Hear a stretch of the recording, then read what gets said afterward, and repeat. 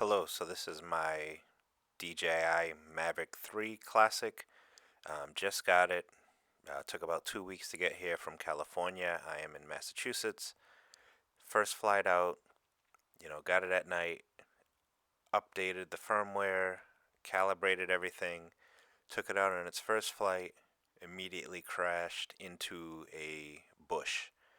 So I had it in normal mode and was landing, and I guess it didn't see a branch, but it poked it directly in the gimbal.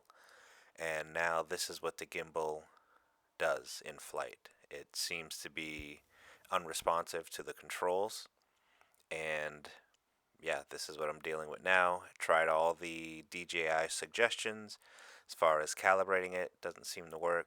YouTube video by How Fix It, which is very helpful on using, Pi and Pi Serial and Unzip to, through the command prompt to connect to the drone and calibrate it.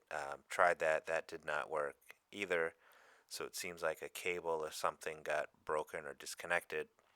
But so it's back to DJI, and thankfully it's within 15 days. So I'll see what they say and what happens and take it from there. And there'll be much more updates to come and reviews. All right, this is Useful Reviews. Take care.